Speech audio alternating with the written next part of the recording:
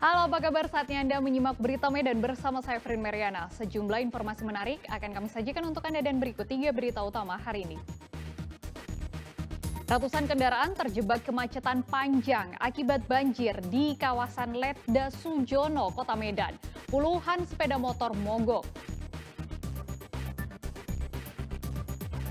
Aparat narkoba Polres Serdang Bedagai menangkap 2 orang pelaku penyalahgunaan narkoba dan menyita 7 kg sabu-sabu.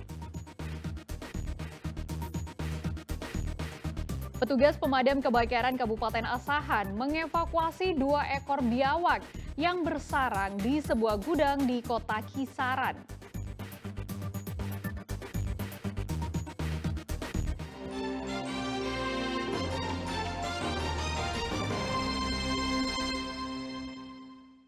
Ratusan kendaraan terlibat kemacetan lalu lintas yang parah dan terendam banjir di kawasan Letda Sujono, Kecamatan Medan Tembung, dan buruknya drainase memicu terjadinya genangan air serta mengakibatkan puluhan sepeda motor mogok. Tingginya curah hujan yang turun pada Selasa sore mengakibatkan sebagian wilayah di Kota Medan terendam banjir. Salah satunya di kawasan Jalan Letda Sujono di Kecamatan Medan Tembung. Tidak sedikit pengendara sepeda motor yang harus mendorong kendaraannya karena mogok akibat menerjang banjir. Arus lalu lintas di kawasan itu pun mengalami kemacetan sepanjang 1 km. Berdasarkan keterangan warga, kondisi ini sering terjadi jika musim penghujan tiba.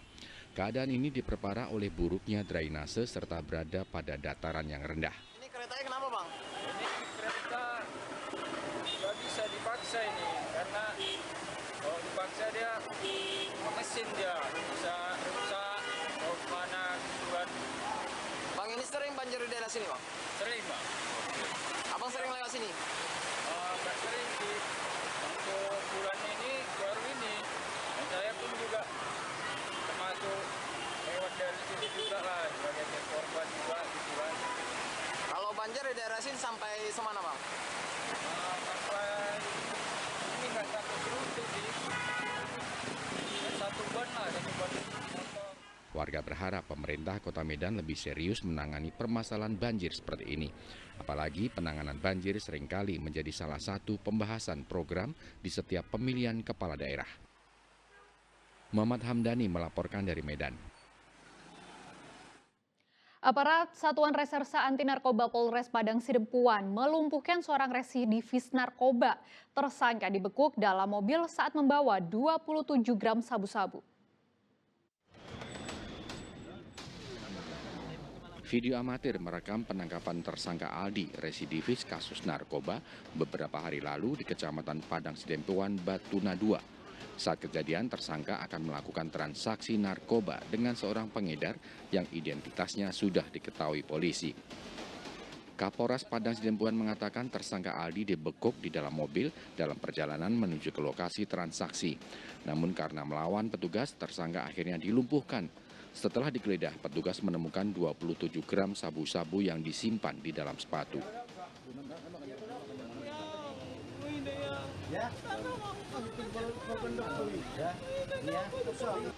Dalam 2 pekan terakhir, Polres Padang Sidempuan menangkap 9 orang tersangka kasus kepemilikan sabu-sabu dan ganja. Salah satu dari mereka adalah bandar narkoba. Para tersangka bakal dijerat pasal tentang narkotika dengan ancaman hukuman 20 tahun penjara. Tuti Alawiyah Lubis melaporkan dari Padang Sidempuan.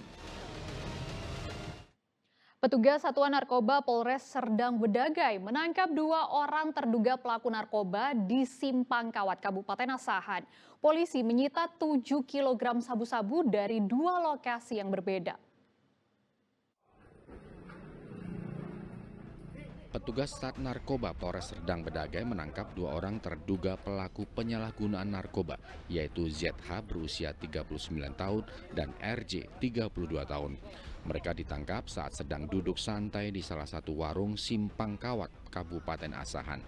Dari lokasi tersebut, petugas menyita 1 kg sabu-sabu yang disimpan di dalam mobil milik ZH. Petugas kemudian melakukan pengembangan kasus ke rumah ZH di Labuan Batu. Di sini petugas menemukan 6 kg sabu-sabu yang sudah dikemas dalam plastik hitam. Sabu-sabu ini akan diedarkan di wilayah Serdang, Bedagai, dan Kota Medan. Saat dilakukan pengembangan, ZH berusaha melawan petugas dan melarikan diri sehingga petugas menembak pelaku di bagian kaki kiri. Kapolres Serdang Bedagai menyatakan narkotika ini diperoleh dari negara Malaysia yang dikoordinir oleh Bandar Narkoba berinisial R. Petugas melakukan surveillance ataupun pembuntutan mulai dari rest area tol Tebing Tinggi Medan, kilometer 65, sampai ke Kabupaten Asahan, dan berhasil menangkap dua tersangka yang berada di salah satu SPBU. Kemudian setelah ditangkap, dilakukan penggeledahan terhadap mobil yang dipakai tersangka, didapati barang bukti berupa 1 kg sabu.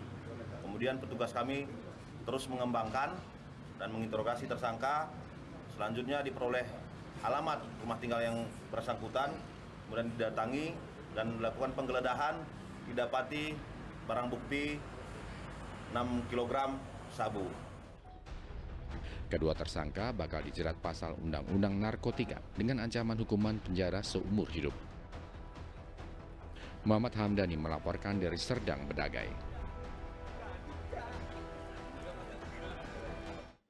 Seorang jaksa di Kejaksaan Negeri Tapanuli Selatan ditahan polisi. Penahanan dilakukan sebagai dampak dari unggahan di media sosial yang mengakibatkan pelapor gagal menikah.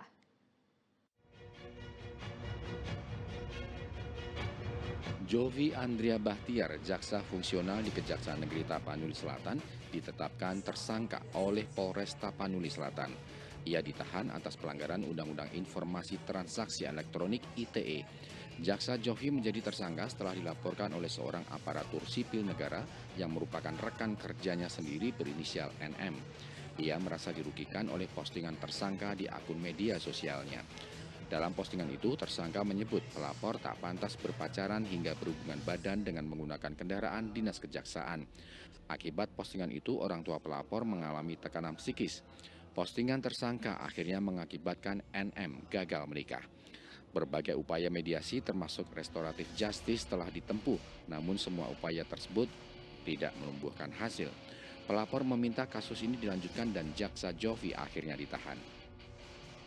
Korban melaporkan kepada kita bahwa yang bersangkutan telah merasa kehormatannya, harga dirinya, kemudian juga sampai dia menderita, orang tuanya sakit akibat ini, juga akhirnya gagal menikah karena perbuatan ini.